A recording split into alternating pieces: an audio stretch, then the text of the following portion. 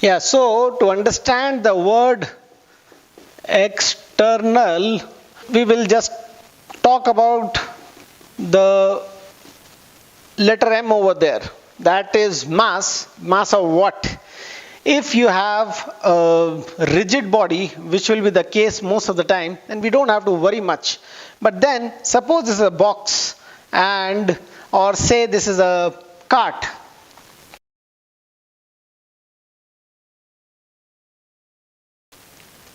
Now there is a human being in the cart, and the human being is trying to push the cart towards the back.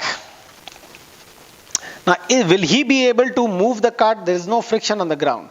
Will he be able to move the cart?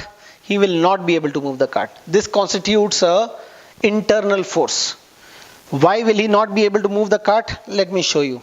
He is pushing the cart over here with F force. So why does the cart not move? If I had standing from outside, a man pushes the cart with F force, the cart is going to move. From inside, if I push, it is not going to move. So if I am pushing from inside, it's not going to move. Why? The cart got a force. The cart had a mass, say M. This cart had a mass, say M. The man had a mass, say small m. So I'm just looking at the cart. So why is the cart not moving? Because to push it, the man has got a grounding over here, and with his foot he is pushing the cart back also,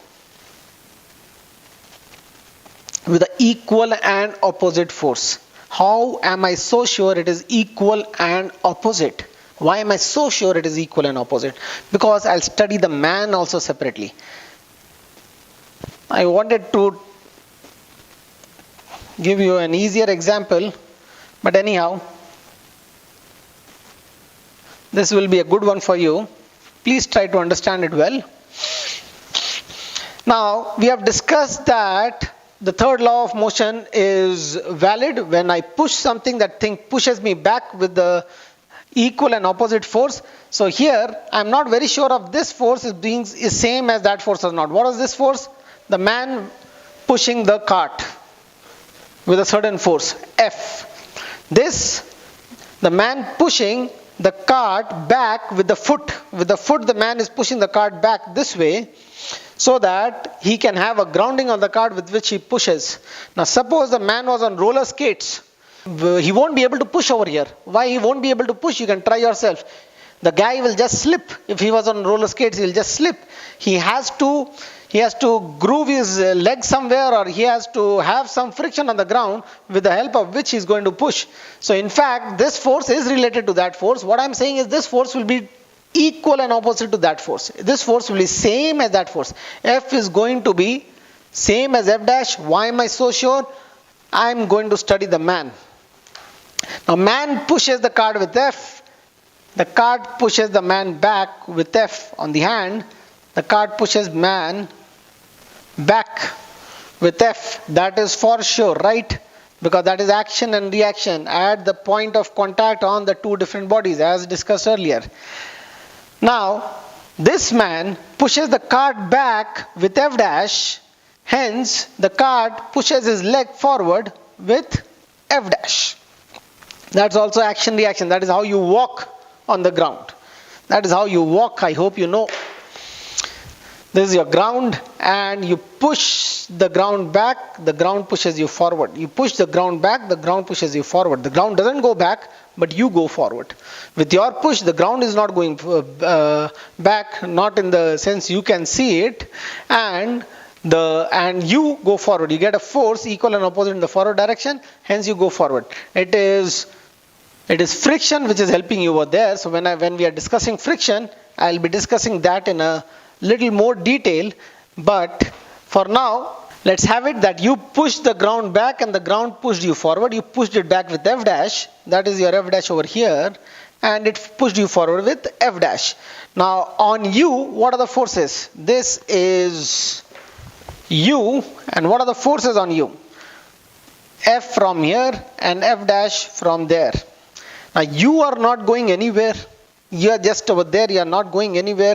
It is not like you push the cart and the cart is going back, and if you were going back along with it, your acceleration will be forward and F dash will be more than F. And if F dash is more than F, then the cart would be going that way. So that is impossible case. That means you are going through the wall. You are going forward and the cart is going back. That is, you can't even, that's bizarre. You can't even imagine that. So I'll repeat that. What is bizarre, I'll repeat. So you have to think over it. It's a good thing to just analyze the case. It's a very simple case, but please do analyze. I am saying that if F was greater than F dash, I very well know F is equal to F dash. I'm saying if F was greater than F dash, then what weird thing would be happening? If F was greater than F dash, then you are going back. You are going this way because F is greater than F dash. That is, you are going back on the cart. You are going this way. And if F is greater than F dash, then the cart is going forward. That means the cart went forward and you went back. Cart came over here, you went back. So your contact, you're losing your contact. So you were thinking that you're giving a good force, F force, but then you're losing. Automatically you're making your force less. So by the way, this is very much possible. Like when you don't have enough friction, then what happens? The cart will go forward, you will go back. In that scenario, the whole center of mass is going to remain at the same spot. But then the bizarre case, what I was talking was, when F dash is greater than F. So I hope you understand, when F is greater than F dash, you guys will be separating out. You will be going back, cart will be going forward, and your push, you won't be able to push with that much amount, with that much vigor, because your separation would have increased, and ultimately your F is going to be, the new F is going to be new F dash, the new push over there. But in this case also, when the cart went forward and you went back, cart went forward, you went back, the center of mass remains at the same spot wherever it was. The center of mass doesn't go forward or back. We'll be discussing that center of mass in the next chapter. So if I consider your mass M and the mass of the cart totally as one body, then the center of mass has not gone anywhere. You guys have moved. I can agree to that. And the other case, the bizarre case, is when F dash is greater than F. Means, what was F dash? That friction force what you generated over here. If the friction force was greater than your push on the wall, if that was greater, then what happens? This cart has two forces, one forward, your push, and the friction. That exceeds, so the cart is going back. So the cart, this is a blue cart which is going back. And you are going forward. Why? Because F dash is more than F.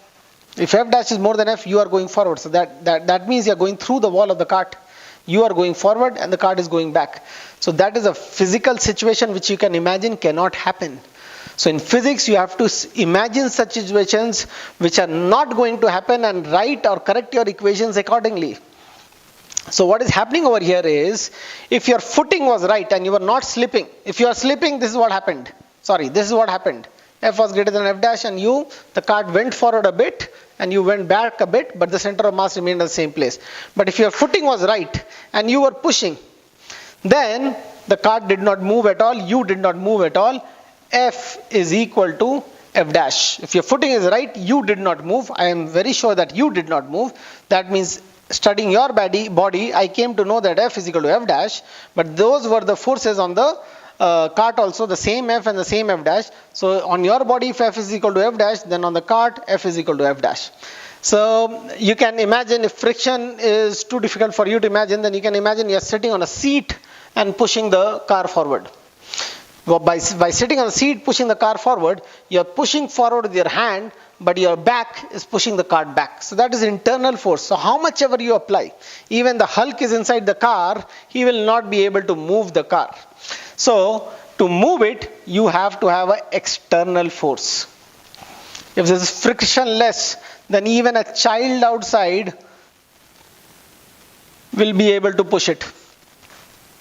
A Hulk is not required if it is frictionless. Even a 1 gram force, 2 gram force is going to push it. Imagine the cart in space, in deep space where there is no friction. If somebody is able to generate a push And how will a person be able to generate a push if there is no friction outside? That's something different. You'll have conservation of momentum. You throw something back and something goes forward. You can have a gas propulsion or whatever. So if you are able to push, the whole thing is going to go forward. How much ever light the push is. With your little finger, you can move a massive truck in deep space. So if you are able to generate that push. So, and that will happen. If you just push, the truck will go forward and you will go back.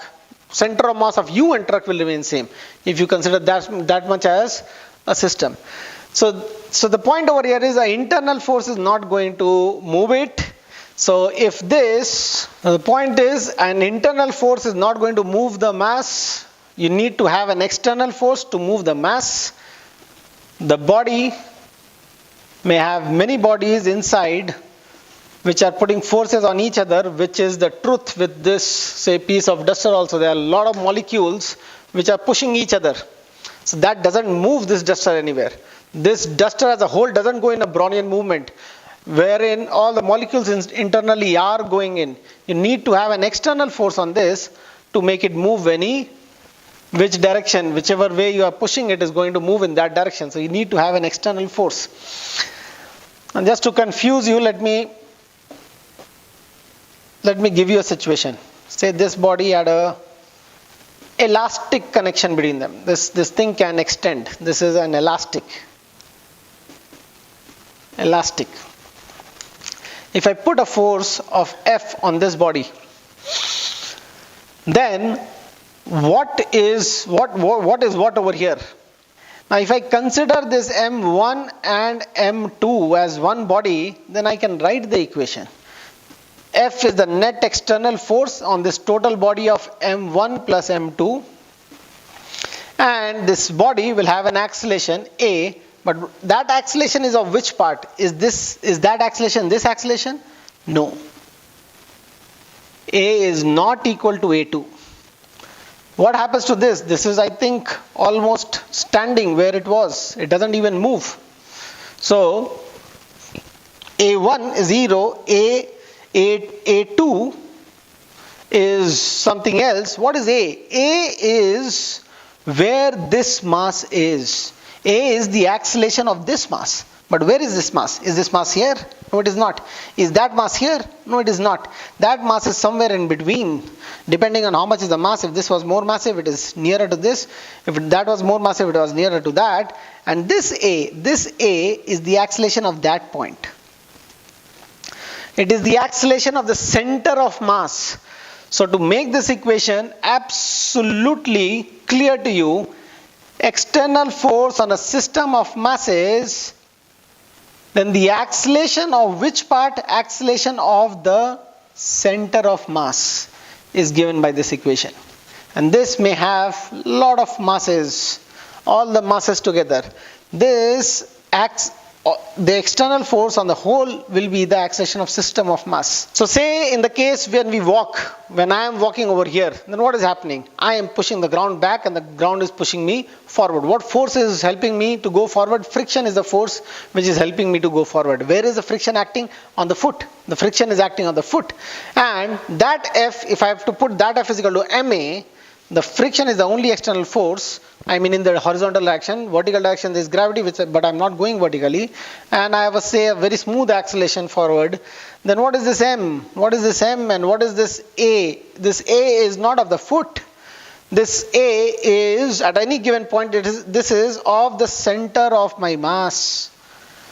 That's the acceleration of the center of my mass. So I'll make it quite clear with the diagram over here. Similar to what we made over there, M2, if there is a pull F, then let me write this situation in two different ways. One is, if I consider the whole body as one body, then F is the only external force. Say there is no friction. F is the only external force in the horizontal direction.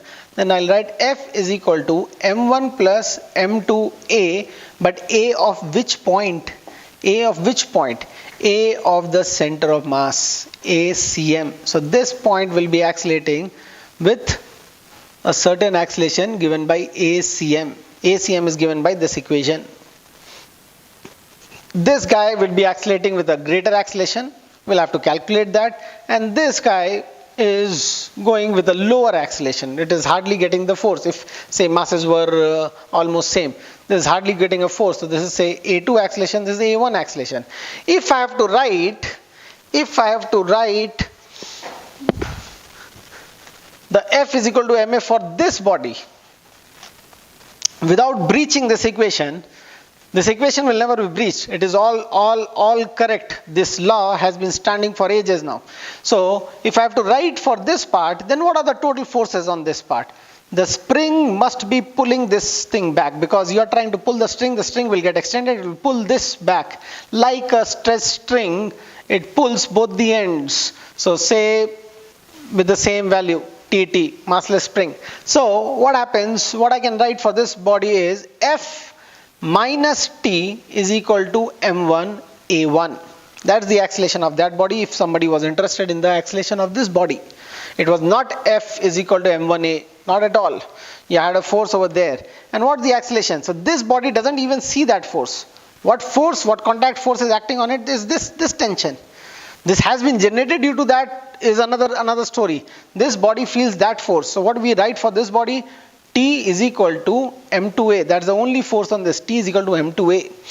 So these are the two equations, which are this A2, sorry, this is for body 2, A2, which are as good as this equation. If I add up the two, equation number 1 and equation number 2, and eliminate T, that is the internal force over here. If I consider these two bodies as one, I get F is equal to M1A1 plus M2A2.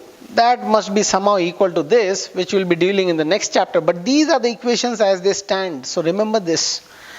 Remember this. Whether you know how to get this or not is another story. You can't write wrong equations. If you don't know what is aCM, you can't simply write that the acceleration of this part will be A. You can't write the acceleration of this mass over here. You can't write the acceleration of this mass over there. So you have to write correct equations. Whether those equations are solvable or not is another thing. So that last bit may be a little confusing to you, but all will get clear in a few lectures, because we are going to do center of mass in the next I just introduced it, and we can make use of the concept in this chapter also, even though without knowing that we can do all the questions, which we will be doing. But having a look at the center of mass and considering a system of blocks as one, and studying the external force will be quite interesting in many cases, hence mentioned. So don't worry much. The questions are going to follow now, and which is going to make your concept more clear.